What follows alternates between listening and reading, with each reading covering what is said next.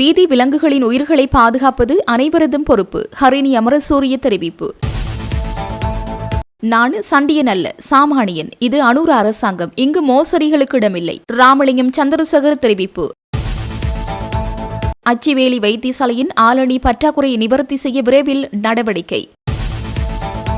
தமிழ் கட்சிகளின் கூட்டணிக்கு மணிவண்ணன் எதிர்ப்பு. மாவட்ட ஒருங்கிணைப்பு குழு கூட்டங்கள் எவ்வாறு நடத்துவது என எனது காலத்தை பாருங்கள். டக்ளஸ் தேவானந்தா தெரிவிப்பு. மன்னாரில் கனிம மணல் அகழ்வுக்கு அனுமதி வழங்க மாட்டோம் என்ற வாக்குறுதியை அரசு மீறியுள்ளது. சுவஸ்திக அருளிங்கம் குற்றச்சாட்டு. தமிழ் பெண் கைதிக்கு சிறையில் நடந்த கொடுமை. ஹிரோனிகா பிரேமச்சந்திர வெளியிட்ட பகிர் தகவல். ஜப்னா கிங்ஸ் உரிமையாளர் கைது தொடர்பில் ஸ்ரீலங்கா கிரிக்கெட் விளக்கம். பெண் போலீஸ் உத்தியோகத்தரின் மடியில் அமர்ந்த போலீஸ் கான்ஸ்டபிள் பணியிடை நீக்கம். ஜனாதிபதி ஆணைக்குழுவுக்கு அழைக்கப்பட்டு ரோசி சேனநாயக்க. முல்லைத்தீவில் பயங்கரம். வீட்டுக்கூரை உடைத்து புகுந்த 25 பேர் கொண்ட கும்பல், 5 காயம். யாழ் வலிவடக்கு 6000 ஏக்கர் வர்த்தமானியை நீக்குங்கள். ஜான்சன் பிகிராடோ தெரிவிப்பு. எரங்க குணசேகர மற்றும் ஜெகத் மனுவர்த்தன் உள்ளிட்ட 6 பிடியாணை. வெற்றிலையுடன் புகையிலை விற்போருக்கு எதிராக சட்டம் கடுமையாகிறது. வடக்கு மாகாணத்தின் ஊழல் மற்றும் மோசடிகளில் ஈடுபட்டவர்கள் ஒருபோதும் தப்ப முடியாது என்றும் அவர்களுக்கு எதிராக சட்டம் தன் கடமையை சரியாக செய்யும் என்றும் கடற்றொழில் நீரியல் மற்றும் கடல் வளங்கள் அமைச்சர் ராமலிங்கம் சந்திரசேகர் தெரிவித்துள்ளார். வடக்கு மாகாண மகளிர் விவகார அமைச்சினால் 35 மில்லியன் ரூபாய் நிதி ஒதுக்கீட்டின் கீழ் வடக்கு மாகாணத்தில் பெண் தலைமைத்துவ குடும்பங்கள் மற்றும் பெண் தொழில் முயற்சியாளர்களின் வாழ்வாதாரத்தை மேம்படுத்தும் நோக்கில் செயல்படுத்தப்பட்ட உதவி திட்டங்களின் முதற்கட்ட நிகழ்வு அமைச்சின் வளாகத்தில் நடைபெற்றது. ராமலிங்கம் சந்திரசேகர் பிரதம அதிதியாக கலந்து கொண்டு அமைச்சின் செயலாளர் மு நந்தகுபாலன் ஏற்பாட்டில் நடைபெற்ற இந்த நிகழ்வில் கடற்றொழில் நீரியல் மற்றும் கடல் வளங்கள் அமைச்சரும் யாழ்ப்பாணம் கிளிநொச்சி மாவட்ட ஒருங்கிணைப்பு குழுக்களின் தலைவருமான ராமலிங்கம் சந்திரசேகர் பிரதம அதிதியாக கலந்து கொண்டு பயனாளிகளுக்கு உதவிகளை வழங்கி வைத்தார். முதற்கட்டமாக யாழ்ப்பாணம் மற்றும் கிளிநொச்சி மாவட்டங்களைச் சேர்ந்த 130 பெண் தலைமைத்துவ குடும்பங்களும் பெண் தொழில் முயற்சியாளர்களும் இத்திட்டத்தின் கீழ் பயனடைந்தனர். அவர்களுக்கு தையல் இயந்திரங்கள் மற்றும் ஆடு வளர்ப்பு வாழ்வாதார உதவிகள் வழங்கப்பட்டன. இந்நிகழ்வில் பாராளுமன்ற உறுப்பினர் ஜெயச்சந்திரமூர்த்தி ரஜீவன், மாவட்ட செயலாளர் ம பிரதீபன், யாழ்ப்பாண மாநகர சபை உறுப்பினரும் யாழ்ப்பாண மாவட்ட ஒருங்கிணைப்பு குழு தலைவரின் இணைப்பாளருமான சுந்தரமூர்த்தி கபிலன், கிளீன் ஸ்ரீலங்கா செயற்திட்டத்தின் கிளிநொச்சி மாவட்ட இணைப்பாளர் ம மோகன், வடக்கு மாகாண மகளிர் விவகார அமைச்சின் உதவி செயலாளர், அமைச்சின் அதிகாரிகள் மற்றும் பலர் கலந்து கொண்டனர். இந்த நிகழ்வில் உரையாற்றிய போது அமைச்சர் இவ்வாறு தெரிவித்தார். இதுகுறித்து மேலும் தெரிவித்துள்ளதாவது: ஜனாதிபதி அனுருகுமார் திசநாயக்கு இன்று காலை எனக்கு தொலைபேசி மூலம் அழைப்பை ஏற்படுத்தி பேசினார். கிளிநொச்சியில் நேற்று நடைபெற்ற மாவட்ட அபிவிருத்தி குழு கூட்டத்தின் போது ஏற்பட்ட சலசலப்பு காரணமாக கூட்டம் பாதியிலேயே இடைநிறுத்தப்பட்டது. இச்சம்பவம் சமூக வலைதளங்களில் பரவி பெரும் பேசுபொருளாக மாறியது. குறிப்பாக நாடாளுமன்ற உறுப்பினர் ஒருவரை நான் தாக்க முயன்றதாக வதந்திகள் பரப்பப்பட்டன. ஆனால் நான் அவ்வாறான ஒரு நபர் அல்லன். யாருடனும் சண்டை போடுவதோ அல்லது மோதல்களில் ஈடுபடுவதோ எனது குணம் கிடையாது. நேற்று நடைபெற்ற இந்த சம்பவம் ஜனாதிபதிக்கும் வியப்பை ஏற்படுத்தியிருந்தது. எனினும் அங்கு நடந்த உண்மையான நிலைமைகளை தொலைபேசி வாயிலாக ஜனாதிபதிக்கு நான் தெளிவுபடுத்தினேன். இதேவேளை ஜாழ் மாவட்டத்தில் உள்ள பெண் தலைமைத்துவ குடும்பங்கள் மற்றும் வறுமையால் பாதிக்கப்பட்ட பெண்கள் தொடர்பான துல்லியமான தரவுகளை சேகரிக்குமாறு ஜனாதிபதி என்னிடம் கேட்டுக்கொண்டார். ஏனெனில் எதிர்வரும் ஆண்டில் எமது அரசாங்கம் வறுமை ஒழிப்பு திட்டங்களுக்கு முன்னுரிமை வழங்க உள்ளது. மக்கள் அனைவரும் அரசாங்கத்தின் இந்த சமூக பேரு இயக்கத்தில் தங்களை இணைத்துக் கொண்டு தங்களது பிரச்சனைகளை தெரிவிக்கலாம். எனது அமைச்சு பதவி என்பது ஒரு குறிப்பிட்ட கட்சிக்கு மட்டும் சொந்தமானதல்ல. தேசிய மக்கள் சக்தி கட்சியினருக்கு மட்டுமின்றி எவ்வித பாகுபாடுமின்றி அனைத்து மக்களுக்கும் சேவை செய்வதே எமது பிரதான நோக்கமாகும். அனைவரையும் அரவணைத்துக் கொண்டு எமது பயணம் தொடரும். நாட்டில் இன்று லஞ்சம் மற்றும் ஊழலற்ற நேர்மையான அரசாங்கம் உருவாக்கப்பட்டுள்ளது. லஞ்ச ஊழலுக்கு எதிரான கடுமையான நடவடிக்கைகள் நாடளாவிய ரீதியில் முன்னெடுக்கப்பட்டு வரும் நிலையில் யாழ்ப்பாணத்தில் மட்டும் அவ்வாறான நடவடிக்கைகள் எடுக்கப்படுவதில்லை என சிலர் பேசுகின்றனர். எதிர்காலத்தில் லஞ்ச ஊழல் விசாரணை ஆணைக்குழுவின் கிளை அலுவலகங்கள் மாவட்ட ரீதியில் திறக்கப்பட உள்ளன. எனவே யாழ் மாவட்டத்தில் இடம்பெறும் மோசடிகள் தொடர்பாக உங்களுக்கு ஏதேனும் சந்தேகங்கள் இருந்தால் எதிர்காலத்தில் நீங்கள் நேரடியாக முறைப்பாடு செய்யலாம். மக்களின் பொது பணத்தை கொள்ளையடித்த யாழ் மாவட்டத்தைச் சேர்ந்த ஊழல்வாதிகள் அனைவரும் நிச்சயம் விசாரணைக்கு முகம் கொடுக்க நேரிடும். இது அனுருகுமாரவின் அரசாங்கம். இங்கு மோசடிகளுக்கு வித இடமும் இல்லை. எமது ஜனாதிபதி குப்பிலாம்பு வெளிச்சத்தில் படித்து வறுமை மற்றும் கஷ்டங்களுக்கு மத்தியில் முன்னுக்கு வந்தவர். அதனால்தான் ஏழை எளிய மக்களின் பக்கம் நின்று அவர் சகல நடவடிக்கைகளையும் எடுத்து வருகின்றார். அரசு அதிகாரிகளை கூட சுதந்திரமாக வேலை செய்ய விடாமல் இங்குள்ள சிலர் வதந்திகளை பரப்பி வந்தனர். ரணில் விக்ரமசிங்க சிறை கம்பி எண்ணினார். மஹிந்த ராஜபக்சவும் கம்பி எண்ண வேண்டிய நிலை வரலாம். சட்டத்தை அமல்படுத்தும் போது நாம் ஒருபோதும் தராதரம் பார்ப்பதில்லை என்று அமைச்சர் திட்டவட்டமாக குறிப்பிட்டுள்ளார். கொழும்பு மாநகர சபையில் இடம்பெற்றுள்ளதாக கூறப்படும் ஊழல் மற்றும் மோசடிகள் குறித்து கண்டறிவதற்காக நியமிக்கப்பட்ட ஜனாதிபதி விசாரணை ஆணைக்குழுவின் முன்னிலையில் கொழும்பு மாநகர சபையின் முன்னாள் மேயர் ரோசி சேனநாயக்கு இன்று முற்பகல் ஆஜராகியுள்ளார். தனது மேயர் பதவி காலத்தின் போது COVID-19 தொற்றுநோய் மற்றும் பொருளாதார நெருக்கடி நிலவிய கால பகுதியில் அரசு நிறுவனமான சதசு ஊடாக குறைந்த வருமானம் பெறுபவர்களுக்கும் தேவையுடைய மக்களுக்குமான உணவு வவுச்சர்களை வழங்கும் வேலை திட்டம் குறித்து விசாரிப்பதற்காகவே தாம் அழைக்கப்பட்டிருந்ததாக அவர் தெரிவித்தார். இது தொடர்பில் அவர் மேலும் தெரிவிக்கையில், என்னை ஏன் அழைத்தார்கள் என்று மக்களுக்கு சொல்லுங்கள். தொற்று நோய் மற்றும் பொருளாதார நெருக்கடியின் போது நாங்கள் சதசு மூலம் ஏழை மக்களுக்கு உணவு வவுச்சர்களை வழங்கினோம். அந்த வேலை திட்டம் குறித்து அவர்களுக்கு இருந்த கேள்விகளுக்கு பதில் அளிப்பதற்காகவே என்னை அழைத்திருந்தனர் என்று அவர் தெரிவித்தார். அச்சிவேலி பிரதேச சபையின் ஆளணி பற்றாக்குறையை நிவர்த்தி செய்ய விரைவில் நடவடிக்கை எடுக்கப்படும் என பாராளுமன்ற உறுப்பினரும் கோப்பாய் பிரதேச ஒருங்கிணைப்பு குழு தலைவருமான ரஜீவன் குறிப்பிட்டார். இன்றைய தினம் அச்சிவேலி பிரதேச சபைக்கு திடீர் விஜயம் மேற்கொண்ட பாராளுமன்ற உறுப்பினர் ரஜீவன் வைத்தியசாலையில் நிலவும் குறைபாடுகள் தொடர்பாக கேட்டறிந்தார். மேலும் வைத்தியசாலையின் சுற்றுப்புற சூழல் கிளீன் ஸ்ரீலங்கா வேலை திட்டத்தின் ஊடாக துப்புரவு செய்தல் தொடர்பாகவும் பார்வையிட்டார். எனவே வைத்தியசாலையில் நிலவும் ஆளணி பற்றாக்குறை தொடர்பாகவும் சுற்றுச்சூழலை துப்புரவு செய்து தூய்மையாக்கும் செயல் திட்டத்தை வலிகிழக்கு பிரதேச சபையுடன் இணைந்து எதிர்வரும் புதன்கிழமை ஆரம்பிப்பதற்கும் நடவடிக்கை எடுக்கப்படும் என்று தெரிவித்தார். செம்மணி மனித புதைகுழிகள் விவகாரத்தில் குற்றவாளியாக்கப்பட்ட ராணுவ லான்ஸ் கோப்பரல் சோமரத்ன ராஜபக்ச அண்மையில் தெரிவித்த கருத்து ஈழ மக்கள் ஜனநாயக கட்சி மீது சேறு பூசியவர்களுக்கு பதில் வழங்கும் வகையில் அமைந்துள்ளதாக முன்னாள் அமைச்சர் டக்ளஸ் தேவானந்தா தெரிவித்துள்ளார். நேற்று யாழ்ப்பாணத்தில் உள்ள அவரது கட்சி தலைமை அலுவலகத்தில் இடம்பெற்ற ஊடகவியலாளர் சந்திப்பில் ஊடகவியலாளர்கள் எழுப்பிய கேள்வி ஒன்றுக்கு பதிலளிக்கும் போது அவர் இவ்வாறு குறிப்பிட்டுள்ளார். அவர் மேலும் குறிப்பிடுகையில், தமிழ் தேசிய கட்சிகள் என கூறுபவர்கள் தமது சுயலாப அரசியலை முன்னெடுப்பதற்காக பல்வேறு காலகட்டங்களில் பல்வேறு சந்தர்ப்பங்களில் ஈழ மக்கள் ஜனநாயக கட்சி மீது சேறு பூசல்களை மேற்கொண்டார்கள், தற்போதும் மேற்கொண்டு வருகின்றார்கள். அவர்களுடைய அரசியலை பற்றி எனக்கு கவலை இல்லை. ஆனால் மக்களை தவறான பாதையில் இட்டுச் சென்று மக்களுக்கு கிடைக்க வேண்டிய அரசியல் அபிலாசைகளையும் அபிவிருத்திகளையும் தடுப்பது கவலை அளிக்கின்றது. தற்போது செம்மணி மனித புதைகுழி தோண்டப்பட்டு வருகின்ற நிலையில் பல 100 எலும்புக்கூடுகள் அகழ்ந்தெடுக்கப்பட்டு இருக்கின்றன. செம்மணி புதைகுழி விவகாரத்தில் தமிழ் தேசிய கட்சிகள் ஈழ மக்கள் ஜனநாயக கட்சியையும் இணைத்து குற்றச்சாட்டுகளை முன்வைத்த நிலையில் அது சலிப்பை ஏற்படுத்தியுள்ளது. செம்மணி ராணுவ கட்டுப்பாட்டுக்குள் இருந்தபோது எங்கள் மீது பழி போட்ட சகல தமிழ் கட்சிகளுக்கும் செம்மணி விவகாரத்தில் குற்றவாளியாக தீர்ப்பளிக்கப்பட்ட ராணுவ லான்ஸ் கோப்பரல் சோமரத்ன ராஜபக்ச தெரிவித்ததாக ஊடகங்களில் வெளிவந்த கருத்தை எல்லோரும் அறிந்திருப்பீர்கள். அதாவது, தனக்கு பொது மன்னிப்பு வழங்கினால் செம்மணியுடன் தொடர்புடைய பலர் ராணுவ உயர் அதிகாரிகள் தொடர்பில் உண்மையை கூறுவேன் என்று அவருடைய கருத்துக்களில் EPTP தொடர்பில் எந்த கருத்துக்களையும் கூறவில்லை. அவருடைய இந்த கருத்து ஈழ மக்கள் ஜனநாயக கட்சி மீது சகல தமிழ் கட்சிகள் சுமத்திய குற்றச்சாட்டுகளுக்கு முற்றுப்புள்ளி வைப்பதாக அமைந்திருக்கிறது. அதேபோன்று மண்டதீவிலும் மனித புதைகுழி இருப்பதாகவும் அதற்கும் ஈழ மக்கள் ஜனநாயக கட்சிக்கும் தொடர்பாக அண்மையில் ஒரு கருத்து வெளிவந்தது. அது தொடர்பில் ஜனாதிபதி அனுரகுமார திசாநாயக்கவுக்கு கடிதம் எழுதினேன். குறித்த குற்றச்சாட்டு தொடர்பில் உண்மையை ஆராயுமாறு தெரிவித்திருக்கிறேன் என்றார். அதேபோன்று கொழும்பில் நாங்கள் பயன்படுத்திய அலுவலகங்களிலும் இவ்வாறு புதைகுழிகள் இருப்பதாக சில வங்குரோத்து தமிழ் அரசியல்வாதிகள் தெரிவித்துள்ளனர். நாங்கள் பயன்படுத்திய அலுவலகங்கள் நாங்கள் கைவிட்டதன் பின்னர் பல மாடிகளை கொண்ட கட்டடங்களாக மாற்றப்பட்ட போது எங்களுக்கு தடயங்களும் வெளிவரவில்லை. செம்மணியில் ஒரு அடி அகழ்ந்தெடுக்கும் போது 80 தொகுதிகள் வருகின்றது என்றால் கொழும்பில் நாங்கள் பயன்படுத்திய அலுவலகம் இருந்த இடங்கள் இன்று 30 மாடிகளுக்கு மேல் கட்டப்பட்டிருக்கிறது. அவ்வாறு மாடிகளை அமைக்கும் போது ஆக குறைந்தது 15 அடி ஆழமாவது தோண்டி இருப்பார்கள். அவ்வாறு எந்த தடயங்களும் வரவில்லை. ஆகவே செம்மணி விவகாரம் மீது களங்கத்தை ஏற்படுத்தியவர்களுக்கு சிறந்ததொரு பாடமாக இருக்கின்ற நிலையில் எனது அரசியல் தமிழ் மக்களுக்கான அரசியலாகவே இருக்கும், சுயநல அரசியலாக எக்காலத்திலும் இருக்காது என்று தெரிவித்துள்ளார். இதேவேளை தான் ஒருங்கிணைப்பு குழு கூட்ட தலைவராக இருந்திருந்தால் கூட்டங்களில் இவ்வாறான அநாகரிக செயல்கள் நடக்க அனுமதிக்க மாட்டோம் என்று தெரிவித்துள்ளார். ஒருங்கிணைப்பு குழு கூட்டங்கள் மாத்திரமின்றி நாடாளுமன்றத்திலும் அநாகரிக வார்த்தை பிரயோகங்களில் ஈடுபடுகின்றனர். கடந்த காலங்களில் ஒருங்கிணைப்பு குழு கூட்ட தலைவராக நான் இருந்தபோது கூட்டங்களை திறமையாக நடத்தினேன். எனது கூட்டங்களில் இவ்வாறான அநாகரிக செயற்பாடுகளுக்கு அனுமதிக்க மாட்டேன். மீண்டும் ஒருங்கிணைப்பு குழு கூட்ட தலைவராக வருவேன். அப்போது எப்படி கூட்டங்களை நடத்துகிறது என பாருங்கள் என்று தெரிவித்தார்.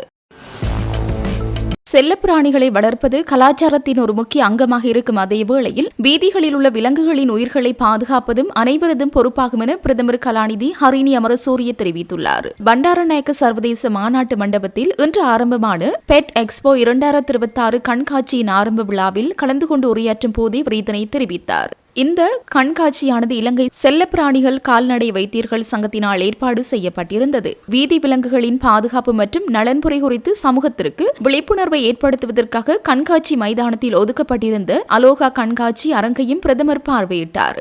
அங்கு வீதியோர நாய்க்குட்டியொன்றை பராமரிப்பாளர் ஒருவரிடம் உத்தியபூர்வமாக ஒப்படைத்து பிரதமர் அந்த அரங்கத்தின் செயற்பாடுகளை உத்தியபூர்வமாக ஆரம்பித்து வைத்தார். நாட்டில் கால்நடை வைத்திய சபை தொலைநோக்கு பார்வையுடன் வளர்ச்சி அடைந்து வருவது குறித்து தான் மகிழ்ச்சி அடைவதாகவும் விகாரைகள் போன்ற பொது இடங்களில் சிறிய நாய் மற்றும் பூனைக்குட்டிகளை கைவிட்டு செல்வது தவறான முன்மாதிரியாக அமைந்துள்ளதால் வீதி விலங்குகள் குறித்து விசேட கவனம் செலுத்துமாறும் அவர் மக்களிடம் கேட்டுக்கொண்டார். அதேபோன்று விலங்கு நலன்புரைக்கான அமைச்சரவை பத்திரத்துக்கு அங்கீகாரம் வழங்க முடிந்ததன் மூலம் விலங்குகளின் வாழ்க்கையை மேம்படுத்துவதற்கான கொள்கைகளை நடைமுறைப்படுத்த அரசாங்கத்திற்கு வாய்ப்பு கிடைத்துள்ளதாகவும் பிரதமர் குறிப்பிட்டார். அண்மையில் உலகளவில் பிரபலமடைந்த இலங்கையின் சிறுமி ஒருவருக்கும் முள்ளம்பன்றி ஒன்றிற்கும் இடையிலான தனித்துவமான விலங்கு பிணைப்பை நினைவு கூர்ந்த பிரதமர் செல்ல பிராணிக்கும் குழந்தைகளுக்கும் இடையிலான உறவு குழந்தைகளின் வாழ்க்கைக்கு மிகவும் முக்கியமானது என்று தெரிவித்தார். விலங்குடன் வாழ்வதன் மூலம் குழந்தைகள் தங்களது வாழ்க்கையில் பிறரது வழியை உணர்தல், அன்பு மற்றும் கருணை போன்ற பண்புகளை நடைமுறையில் வளர்த்துக் கொள்ள முடியும் என்றும் பிரதமர் மேலும் சுட்டிக்காட்டினார்.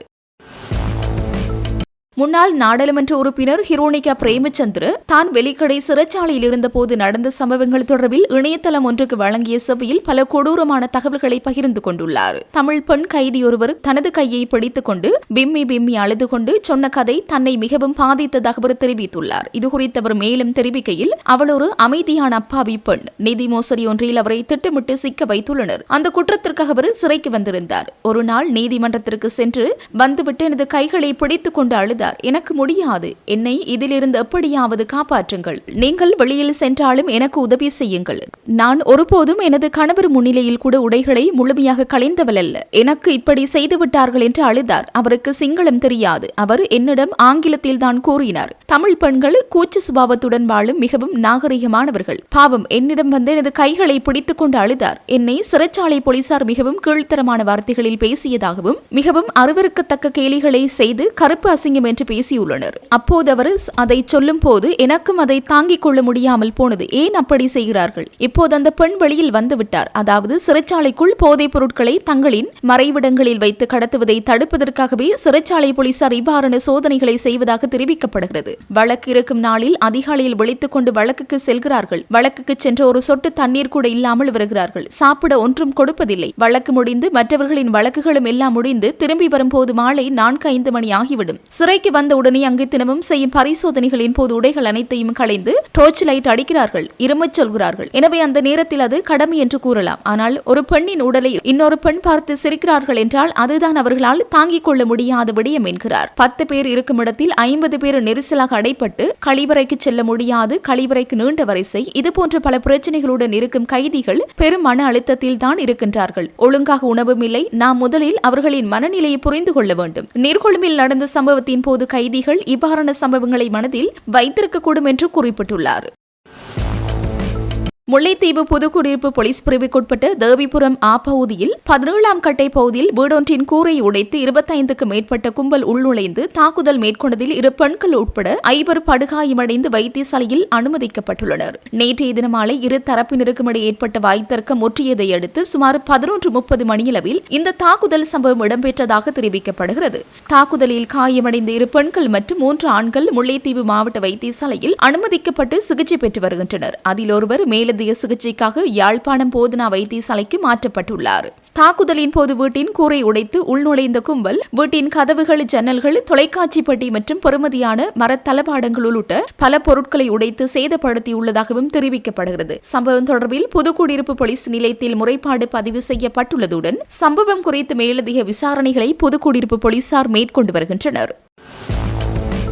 முஸ்லிம் கட்சிகளும் தமிழ் தேசிய கட்சிகளும் தற்பொழுது கூட்டாக இணைந்துள்ளனர். இதில் குறிப்பாக முஸ்லிம் கட்சிகள் தமிழ் மக்களுடைய போராட்டத்திற்கு ஆதரவாக இருக்கவில்லை என்பது வரலாற்று ரீதியான ஒரு கசப்பான உண்மை என தமிழ் மக்கள் கூட்டணியினுடைய உப செயலாளர் விஸ்வலிங்கம் மணிவண்ணன் தெரிவித்துள்ளார். நேற்று இடம்பெற்ற ஊடக சந்திப்பொன்றில் கலந்து கொண்டு கருத்து தெரிவிக்கும் போது அவர் இவ்வாறு குறிப்பிட்டுள்ளார். அவர் மேலும் தெரிவிக்கையில், எதிர்வரும் காலங்களில் மலையக கட்சிகளும் முஸ்லிம் கட்சிகளும் தமிழ் மக்களுடைய உரிமை கோரிக்கைகளை ஏற்று அங்கீகரித்து தமிழ் மக்களுடைய உரிமை போராட்டத்திற்கு வலுவான சக்திகளாக இருப்பார்கள் என்றால் அது ஒரு வரவேற்கத்தக்க முற்போக்கான விடயமாக இருக்கும். ஆனால் இவர்களுடைய நோக்கம் தேர்தலை கணக்கிட்டு உருவாக்கப்பட்ட கூட்டாக இருக்கும் என்றால் அது ஒரு தேவையில்லாத கூட்டாகத்தான் எதிர்காலத்தில் அமையும். இந்த கூட்டணி நாடாளுமன்றத்திலே தமிழ் மக்களுடைய உரிமை குரலாக காணப்படும் என்றால் அது வரவேற்கத்தக்கதாக இருக்கும் என்று குறிப்பிட்டுள்ளார். வடக்கு கிழக்கில் தமிழ் தேசிய கட்சிகளின் ஒற்றுமை என்பது விமர்சனங்களுக்குள்ளாகி இருக்கிறது. இந்த விடயம் தொடர்பில் மணிவண்ணனிடம் வினவிய போது, இந்த கூட்டு அவசியமற்ற கூட்டு என்று நான் திட்டவட்டமாக சொல்ல மாட்டேன். ஏனெனில் சிறுபான்மையினர் ஒன்றுபட்டு செயற்பட வேண்டும் என்பது கட்டாய தேவை.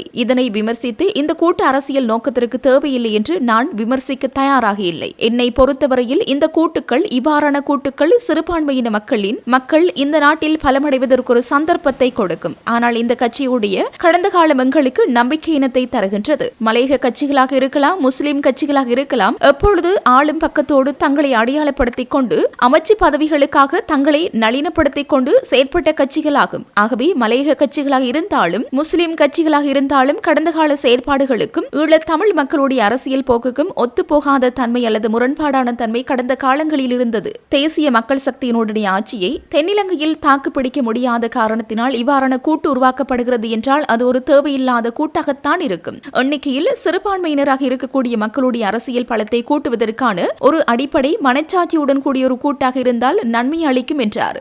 உள்ளூராட்சி மன்றங்களின் தவிசாளர் மற்றும் உப தவிசாளர் ஆகியோர் பதவி நீக்கப்பட்ட விடயங்கள் தொடர்பில் சட்டத்தரணி என்ற வகையிலும் அரசியல்வாதி என்ற வகையிலும் அதனை நீங்கள் எப்படி பார்த்தீர்கள் என ஊடகவியலாளர் வினவிய போது, குறிப்பாக கிஷோரினுடைய விவகாரத்தில் எல்லை தாண்டி தனது அதிகாரத்தை துஷ்பிரயம் செய்திருக்கிறாரோ என்று சிந்திக்க தோன்றுகிறது. ஏனெனில் ஆளுநர் உடைய கருத்தை விமர்சிப்பதற்கு உள்ளூராட்சி மன்ற உறுப்பினருக்கு உரிமை இல்லை என்றால் வேறு எவருக்கு விமர்சிக்க முடியும் என்பது என்னுடைய கருத்தாக இருக்கின்றது. ஆகவே ஆளுநருடைய தலையீடு என்பது சர்வதிகாரியாக சித்தரிக்கின்ற போக்காகத்தான் பார்க்க முடிகிறது. இதற்கான கடிவாளங்கள் இடப்பட வேண்டும். ஆனால் ஒரு விடயத்தில் நான் தெளிவாக இருக்கின்றேன். ஆளுநருடைய அதிகாரம் என்பது உள்ளூராட்சி மன்றங்களினுடைய ஆங்கிலத்தில் மிஸ் மேனேஜ்மென்ட் என்று சொல்லக்கூடிய பிறல் முகாமைத்துவத்தை கட்டுப்படுத்துவதற்கான அதிகாரமாகவே இருக்கின்றது. அந்த வகையில் பிரயோகிக்கப்பட வேண்டும். ஒழிய உள்ளூராட்சி மன்றங்களின் உடைய சுயாதீனத்தில் அல்லது உள்ளூராட்சி மன்றத்தினுடைய உறுப்பினர் ஒருவருடைய கருத்து சுதந்திரத்தில் தலையீடு செய்கின்ற அளவிற்கு ஆளுநருக்கு அதிகாரம் இல்லை என்பது என்னுடைய கருத்தாக உள்ளது என்று பதிலளித்துள்ளார்.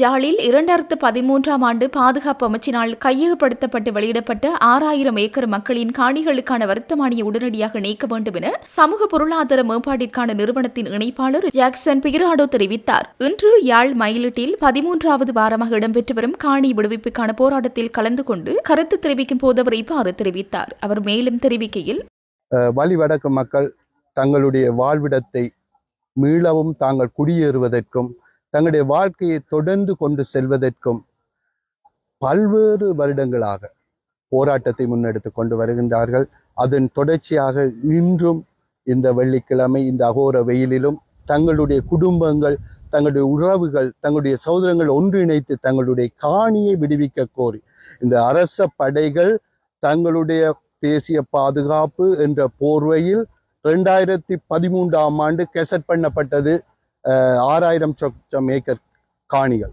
இன்று வரைக்கும் இன்றைக்கு யுத்தம் முடிந்து 16 வருடம் கடந்தும் இந்த தேசிய பாதுகாப்பு என்ற போர்வையில் சுவீகரிக்கப்பட்ட இந்த கெசட் இன்று வரைக்கும் ரிமூவ் பண்ணப்படையில.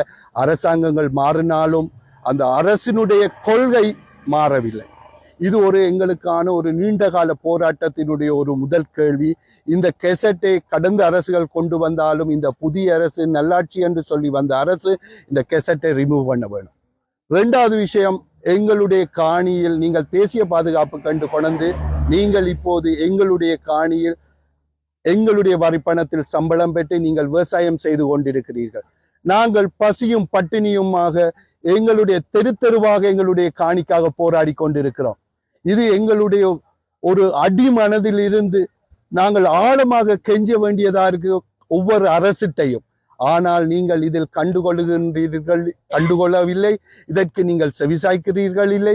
எங்களுடைய தொடர் போராட்டத்துக்கு ஒவ்வொரு இடத்திலையும் வந்து சாட்டு போக்க சொல்றதும் அபிவிருத்தி குழுவில் மிக விரைவில் விடுவோம் என்று சொல்லி தொடர்ச்சியான சாட்டு போக்குகள் தான் முன்வைக்கின்றீர்கள். நாங்கள் களம்பில் வந்து ஆர்ப்பாட்டம் செய்தோம் ஜனாதிபதி செயலகத்துக்கு முன்னும். அப்போதும் மிக விரைவில் நாங்கள் அபிவிருத்தி குழு கூட்டம் என்றதுல நாங்கள் மிக விரைவாக இந்த அரசு காணியை விடும் என்று சொன்னீர்கள். எந்த மாற்றமும் இல்லை. ஆகவே நாங்கள் இதை தொடர்ச்சியாக இந்த அரசிட்டையும் கேட்கிறோம், நீங்கள் இந்த காணியை நீங்கள் விட வேணும். இது இங்கு மட்டுமில்லை, வடக்கில் பல்வேறு இடங்களில் இந்த காணிக்காக எங்களுடைய மக்கள் போராடி கொண்டிருக்கிறார்கள். இன்றைக்கு யுத்தம் முடிந்து என்ன தேசிய பாதுகாப்பு, என்ன யாரு உங்களுக்கு எதிராக போராட இங்கே நிற்கிறார்கள்? தங்களுடைய இந்த பொருளாதார நெருக்கடியில் தங்கள் காணியில் தாங்கள் விவசாயம் செய்வதற்கு தான் நாங்கள் கேட்கிறோம். நீங்கள் விவசாயம் செய்து இந்த வருமானத்தை இங்க திரைசேரியா கொண்டு சேர்க்கிறீர்கள். இல்ல, இந்த வருமானம் உங்களுடைய குழு, உங்களுடைய அபிவிருத்தி, உங்களுடைய இராணுவ கட்டமைப்பு தனித்துவமாக நீங்கள் பெற்றீர்கள். ஆகவே எங்களுடைய காணியை எங்களிடம் நீங்கள் மீள ஒப்படைக்கப்பட வேண்டியது எங்களுடைய ஆழமான கருத்து. நாங்கள் தொடர்ச்சியாக பசித்தவர்களாகவும் இந்த காணிக்காக ஏங்கியவர்களாகவும் இந்த தெருவில் நின்று எங்களுடைய குரலை உயர்த்தி கேட்கிறோம். தயவு செய்து எங்களுடைய காணியை எங்களிடம் தாருங்கள். காணி இழந்த மக்களாக இந்த குரலை முன்பதிவு செய்கிறோம். நன்றி, வணக்கம். லங்கா பிரீமியர் லீக் தொடரின் ஜப்னா கிங்ஸ் அணியின் உரிமையாளர் கைது செய்யப்பட்ட சம்பவம் தொடர்பில் மேற்கொள்ளப்படும் எந்த ஒரு விசாரணைக்கும் விளையாட்டுகளுடன் தொடர்புடைய தவறுகளை தடுப்பதற்கான விசேட விசாரணை பிரிவிற்கு அதிகபட்ச ஒத்துழைப்பை வழங்க நடவடிக்கை எடுப்பதாக ஸ்ரீலங்கா கிரிக்கெட் நிறுவனம் தெரிவித்துள்ளது. குறித்த கைது நடவடிக்கை தொடர்பில் தனது நிலைப்பாட்டை தெளிவுபடுத்தி ஸ்ரீலங்கா கிரிக்கெட் நிறுவனம் இன்று பிற்பகல் வெளியிட்டுள்ள ஊடக அறிக்கையிலேயே இந்த விடயம் தெரிவிக்கப்பட்டுள்ளது. இந்த கைது சம்பவம் குறித்து வெளியாகும் செய்திகள் தொடர்பில் தங்களது கவனம் செலுத்தப்பட்டுள்ளதாகவும் இதற்காக தமது நிறுவனம் மற்றும் LPL ஒழுங்கமைப்பு குழு ஆகியன அதிகபட்ச ஒத்துழைப்பை வழங்கும் என்றும் அந்த அறிக்கையில் மேலும் குறிப்பிடப்பட்டுள்ளது. இப்போட்டி தொடரின் போது நேர்மைத்தன்மையும் கௌரவத்தையும் பாதுகாப்பதற்கு தாம் கடமைப்பட்டுள்ளதாக ஸ்ரீலங்கா கிரிக்கெட் நிறுவனம் வலியுறுத்தியுள்ளது. இதன் காரணமாக இப்போட்டி தொடருடன் தொடர்புடைய எந்த ஒரு தரப்பினரால் முன்னெடுக்கப்படும் ஊழல்கள், ஒழுக்கக்கேடான நடத்தைகள் அல்லது முறையற்ற செயல்களை எவ்வகையிலும் அங்கீகரிக்கப் போவதில்லை என்றும் அது கூறியுள்ளது. எவ்வாறாயினும் இந்த சம்பவத்தினால் போட்டித் தொடருக்கு எவ்வித தடங்களும் ஏற்படாது என்று அந்த அறிக்கையில் மேலும் தெரிவிக்கப்பட்டுள்ளது. இதன்படி இன்றிரவு கொழும்பு SSC மைதானத்தில் நடைபெறும் காலி, கலன்ஸ், ஜப்னா கிங்ஸ் அணிகளுக்கு இடையிலான போட்டி திட்டமிட்டு இடம்பெறும் என கிரிக்கெட் நிறுவனம் தெரிவித்துள்ளது. இப்போட்டி தொடரை மிக உயர்ந்த ஒழுக்க விளிமியங்கள் மற்றும் நேர்மைத்தன்மையின் தரநிலைகளுக்கு இணங்க நடத்துவதற்கு நடவடிக்கை எடுக்கப்பட்டுள்ளதாகவும் ஸ்ரீலங்கா கிரிக்கெட் நிறுவனத்தின் ஊழல் ஒழிப்பு பிரிவு விளையாட்டுகளுடன் தொடர்புடைய தவறுகளை தடுப்பதற்கான விசேட விசாரணை பிரிவுடன் இணைந்து நெருக்கமாக செயற்படுவதாகவும் அந்த அறிக்கையில் குறிப்பிடப்பட்டுள்ளது. மேலும் அதிக வெளிப்படைத்தன்மையுடன் கூடிய ஊழலற்ற சூழலை உறுதி செய்வதற்காக இம்முறை போட்டித் தொடர் முழுவதும் சுயாதீன அமைப்பொன்றின் நிபுணர் உதவியை பெற்றுக் கொள்ளவும் நடவடிக்கை எடுக்கப்பட்டுள்ளதாக ஸ்ரீலங்கா கிரிக்கெட் நிறுவனம் மேலும் தெரிவித்துள்ளது. மகுளுகஸ்வப போலீஸ் நிலையத்தில் பெண் போலீஸ் கான்ஸ்டபிள் ஒருவரின் மடியில் அமர்ந்த போலீஸ் கான்ஸ்டபிள் ஒருவரை பணி இடைநீக்கம் செய்ய போலீசார் இன்று நடவடிக்கை எடுத்துள்ளனர். கடந்த 15ஆம் தேதி தம்புளை கம் உதாப மைதானத்தில் நடைபெற்ற இசை நிகழ்ச்சியொன்றில் கடமையில் ஈடுபட்டிருந்த குறித்த போலீஸ் கான்ஸ்டபிள் பின்னர் கடமையை பதிவு செய்வதற்காக மகுளுகஸ்வப போலீஸ் நிலையத்திற்கு சென்றுள்ளார். இதன்போது அங்குள்ள நாட்காலியொன்றில் அமர்ந்திருந்த இந்த பெண் போலீஸ் கான்ஸ்டபிளை கண்டு அவரது மடியில் அமர அந்த போலீஸ் கான்ஸ்டபிள் முயன்றுள்ளார். இச்சம்பவம் குறித்து பாதிக்கப்பட்ட பெண் போலீஸ் உத்தியோகத்தர் போலீஸ் நிலைய பொறுப்பதிகாரி ஊடாக பிரதேசத்திற்கு பொறுப்பான உதவி போலீஸ் அத்தியட்சகரிடம் முறைப்பாடு செய்ய நடவடிக்கை எடுத்துள்ளார். பின்னர் இச்சம்பவம் குறித்து மேற்கொள்ளப்பட்ட விசாரணையில் சந்தேக நபரான போலீஸ் கான்ஸ்டபிள் அந்த நேரத்தில் மதுபோதையில் இருந்தமை தெரிய வந்துள்ளது. இதற்கமைய பெண் போலீஸ் கான்ஸ்டபிளுக்கு துன்புறுத்தல் செய்ய முயன்றமை மற்றும் கடமை நேரத்தில் மதுபோதையில் இருந்தமை ஆகிய குற்றச்சாட்டுகள் தொடர்பில் உதவி போலீஸ் அத்தியட்சகரின் வழிகாட்டுதலில் மேற்கொள்ளப்பட்ட விசாரணையை தொடர்ந்து குறித்த போலீஸ் கான்ஸ்டபிளின் பணி இடைநீக்கம் செய்யப்பட்டுள்ளது.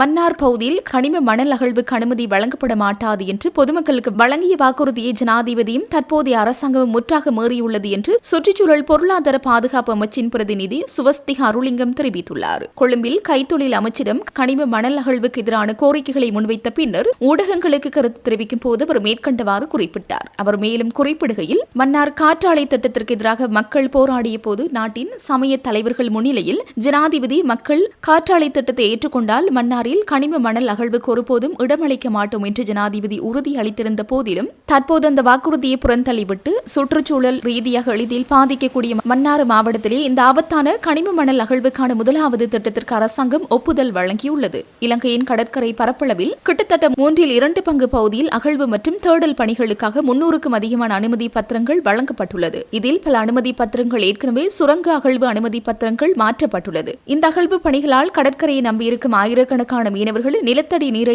நம்பியிருக்கும் விவசாயிகள் மற்றும் கடலோர சமூகங்களின் வாழ்வாதாரம் கடுமையாக பாதிக்கப்படுவதோடு இலங்கை கடற்கரையை நாடி வரும் அழிந்து வரும் உயிரினங்களான கடல் ஆமைகள் போன்ற பல்லுயிர்களும் முற்றாக அழியும் அபாயம் ஏற்பட்டுள்ளது. இலங்கையில் இந்த அகழ்வு பணிகளில் ஈடுபட உள்ள கேபிட்டல் மெட்டல்ஸ் போன்ற நிறுவனங்கள் முன்னதாக லைபீரியாவில் சுரங்க வணிகத்தில் ஈடுபட்டிருந்த போது முழு கிராமங்களையே பலவந்தமாக அப்புறப்படுத்தி கொடூரமான மனித உரிமை மீறல்களில் ஈடுபட்டவை. இதன் காரணமாக ஐக்கிய நாடுகள் சபையின் பாதுகாப்பு பேரவை வரை அந்நாட்டின் விவகாரம் கொண்டு செல்லப்பட்டது. அங்கிருந்து தற்போது இலங்கையின் பொருளாதார நிலையை பயன்படுத்தி கடற்கரை வளங்களை சுரண்டவை அனுமதிக்கப்பட்டுள்ளதோடு இதற்காக முதலீட்டு சபைக்கு 15 நிறுவனங்கள் தங்களது திட்ட முன்மொழிவுகளை சமர்ப்பித்துள்ள போதிலும் இதற்கான கோரிக்கைகள் எதுவும் கோரப்படாததால் எவ்வித வெளிப்படைத்தன்மையும் இன்றியே இச்செயற்பாடுகள் முன்னெடுக்கப்பட்டு வருகின்றன. பொருளாதார ரீதியாக பார்த்தால் இதில் ஒட்டுமொத்த திட்டத்திற்காக 1000 மில்லியன் அமெரிக்க டாலர்கள் மட்டுமே முதலீடாக கிடைக்க உள்ளது. ஆனால் இலங்கையின் சாதாரண ஒரு வருட தென்னை ஏற்றுமதி வருமானம் மற்றும் 1200 மில்லியன் அமெரிக்க டாலர்கள் ஆகும். அதாவது ஒரு வருட தென்னை ஏற்றுமதி மூலம் பெறக்கூடிய வருமானத்தை விட குறைவான தொகையையே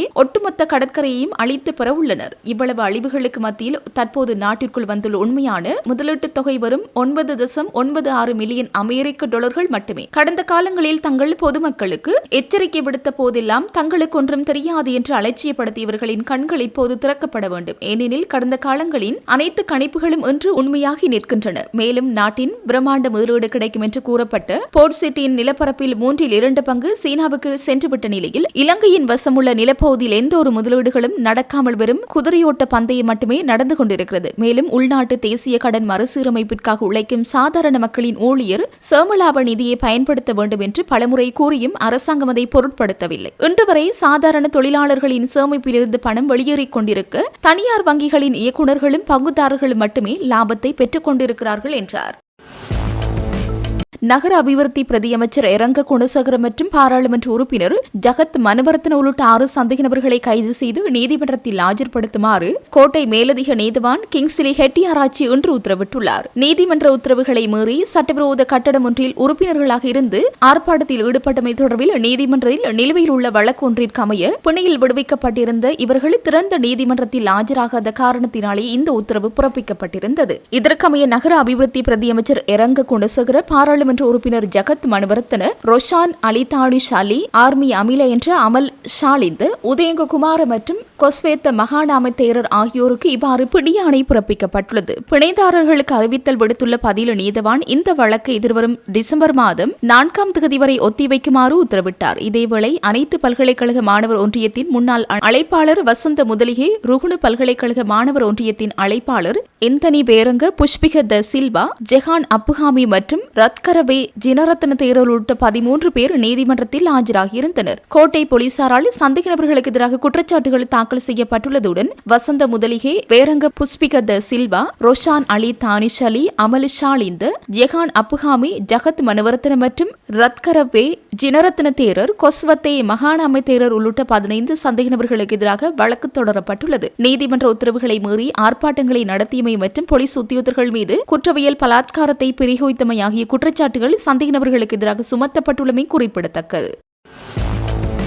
கொட்டாவை மகும்புர பள்ளின போக்குவரத்து மத்திய நிலையத்தில் முன்னெடுக்கப்பட்ட திடீர் போதைப்பொருள் பரிசோதனை நடவடிக்கையின் போது பொது போக்குவரத்து பஸ் சாரதிகள் 4 போதைப் பொருட்களை பயன்படுத்தியிருந்தமை உறுதி செய்யப்பட்டுள்ளது. போக்குவரத்து நெடுஞ்சாலைகள் மற்றும் வீடமைப்பு அபிவிருத்தி அமைச்சின் வீதி பாதுகாப்பு திட்டத்தின் கீழ் இந்த விசேட சோதனை நடவடிக்கை முன்னெடுக்கப்பட்டது. தேசிய போக்குவரத்து மருத்துவ நிறுவனத்தின் தலைவர் வைத்தியர் என்.ஏ. அபேசகர தலைமையிலான குழுவினர் குறித்த நிறுவனத்தின் நடமாடும் ஆய்வக பஸ் வண்டியினுள் வைத்து இப்பரிசோதனைகளை மேற்கொண்டனர். பொது போக்குவரத்தில் ஒழுக்கமான மற்றும் மற்றும் போதைப்பொருளற்ற பணியாளர்களை உருவாக்குவதற்காக நாடளாவிய ரீதியில் முன்னெடுக்கப்படும் இந்த திட்டத்தின் ஒரு பகுதியாக இந்த நடவடிக்கை அமைந்துள்ளது. நேற்று காலை நடத்தப்பட்ட இப்பரிசோதனையின் போது சுமார் 150 பஸ் சாரதிகள் மற்றும் நடத்துனர்கள் சோதனைக்குட்படுத்தப்பட்டனர். கடுமையான சட்ட நடவடிக்கை சாரதிகளின் ஒழுக்கத்தை மேம்படுத்தவும் வீதி விபத்துக்களை குறைக்கவும் இவ்வாறான விசேட செயற்திட்டங்கள் அத்தியாவசியமானவை என போக்குவரத்து அமைச்சு சுட்டிக்காட்டியுள்ளது. அத்துடன் போதைப்பொருள் பயன்படுத்தியதாக அடையாளம் காணப்பட்ட சாரதிகளுக்கு எதிராக நிறுவன ரீதியாக ஒழுக்காற்று விதிகளின் கீழ் அதிகபட்ச தண்டனை வழங்கப்படும் என்றும் பொது சட்டத்தின் கீழ் நீதிமன்ற நடவடிக்கைகள் எடுக்கப்படும் என்றும் அமைச்சு எச்சரித்துள்ளது. போக்குவரத்து அமைச்சு, இலங்கை போலீசார் மற்றும் தேசிய போக்குவரத்து மருத்துவ நிறுவனம் ஆகியன இணைந்து முன்னெடுக்கும் இத்திட்டம் பாதுகாப்பான மற்றும் நம்பகமான பொது போக்குவரத்து சேவையை நாடளாவிய ரீதியில் உறுதி செய்வதற்காக மேலும் விரிவுபடுத்தப்பட உள்ளது. வெற்றிலை பாக்குடன் சேர்த்து புகையிலை விற்பனை செய்பவர்களுக்கு எதிராக எதிர்காலத்தில் கடுமையான சட்டம் அமுல்படுத்தப்படும் என பொது சுகாதார பரிசோதகர்கள் சங்கம் தெரிவித்துள்ளது. அச்சங்கத்தின் பதில் தலைவர் உபுல் ரோஹண இன்று ஊடகங்களுக்கு கருத்து தெரிவித்த போது இதனை தெரிவித்தார். இதற்கமைய 2006 ஆண்டின் 27ஆம் இலக்க புகையிலை மற்றும் மதுசார மீதான அதிகார சபை சட்டத்தின் கீழ் இந்த நடவடிக்கை எடுக்க உள்ளதாக அவர் குறிப்பிட்டார். 2016ஆம் ஆண்டு செப்டம்பர் மாதம் வெளியிடப்பட்ட வர்த்தமானி அறிவித்தலின் முதலாவது அட்டவணையின்படி நாட்டில் புகையற்ற புகையிலை தயாரிப்புகளை விற்பனை செய்வது முற்றிலும் தடை செய்யப்பட்டுள்ளது என அவர் வலியுறுத்தினார். எவ்வாறாயினும் இது வெற்றிலை பாக்கு விற்பனையாளர்களை அசௌகரியத்திற்குள்ளாக்குவதற்காக இயற்றப்பட்ட சட்டம் அல்ல என்றும் இந்நாட்டு மக்களை வாய் புற்றுநோயிலிருந்து பாதுகாப்பதற்காக இயற்றப்பட்ட சட்டம் என்றும் தெரிவித்தார். இந்நாட்டில் வருடாந்தம் 1750க்கும் 1900க்கும் இடைப்பட்ட எண்ணிக்கையிலான வாய் புற்றுநோய் நோயாளர்கள் பதிவாகின்றனர். இதன் காரணமாக இந்த சட்டத்தை மீண்டும் நடைமுறைப்படுத்தி மக்களை இந்த நோய் நிலைமையிலிருந்து பாதுகாப்பதற்கு பொது சுகாதார பரிசோதகர்கள் எதிர்பார்க்கின்றனர். இதற்கமைய எதிர்காலத்தில் வெற்றிலை பாக்குடன் புகையிலை விற்பனை செய்பவர்களுக்கு எதிராக சட்டம் கடுமையாக அமுல்படுத்தப்பட உள்ளது. புகையிலை மற்றும் மதுசார மீதான தேசிய அதிகார சபை சட்டத்தின் கீழ் நீதவான் நீதிமன்றத்தில் வழக்கு தொடரப்பட்டால் 2000 ரூபாய் அபராதம் அல்லது 6 மாத சிறை தண்டனை விதிக்கப்படலாம் என்றும் பொது சுகாதார பரிசோதகர்கள் சங்கத்தின் தலைவர் உபுல் ரோஹண எச்சரித்துள்ளார். நாட்டின் நிலவும் கலாச்சார காரணிகள் காரணமாக குறித்த சட்டத்தின் கீழ் இதுவரை நேரடியாக சட்டம் அமுல்படுத்தப்படவில்லை என்றும் விழிப்புணர்வு மாத்திரமே ஏற்படுத்தப்பட்டுள்ளதாகவும் கூறினார். பொதுமக்கள் தங்களை திருத்திக் கொள்வதற்கு போதுமான கால அவகாசம் வழங்கப்பட்டுள்ளதால் எதிர்காலத்தில் இந்த சட்டம் கடுமையாக அமல்படுத்தப்படும் என்றும் தெரிவித்தார். யாழ்ப்பாணம் வடமராட்சி கிழக்கு பிரதேச செயலாள பிரிவுக்குட்பட்ட ஆழியவளை பகுதியில் உள்ள பாழடைந்த கட்டிடம் ஒன்றிலிருந்து 14.5 கிலோகிராம் கஞ்சா சிறப்பு அதிரடி படையினரால் மீட்கப்பட்டு மருதங்கேணி போலீசாரிடம் ஒப்படைக்கப்பட்டுள்ளது. குறித்த சம்பவம் நேற்றிரவு இடம்பெற்றுள்ளது. சம்பவம் தொடர்பில் மேலும் தெரிய வருவதாவது, ஆழியவளை பகுதியில் பாழடைந்த கட்டிடம் ஒன்றில் பொதிகள் காணப்பட்டதை தொடர்ந்து மக்களால் யாழ்ப்பாணம் சிறப்பு அதிரடிப்படை படையினருக்கு தகவல் தெரிவிக்கப்பட்டது. அதன் அடிப்படையில் அங்கு சென்றிருந்த யாழ்ப்பாணம் சிறப்பு அதிரடி படையினர் கஞ்சா பொதிகளை கைப்பற்றி மருதங்கேணி போலீசாரிடம் ஒப்படைத்துள்ளனர். எனினும் குறித்த கஞ்சா பழுதடைந்த நிலையில் காணப்படுவதாகவும் தகவல்கள் தெரிவிக்கின்றன. மேலும் இது தொடர்பான விசாரணைகளை போலீசார் மேற்கொண்டு வருகின்றனர்.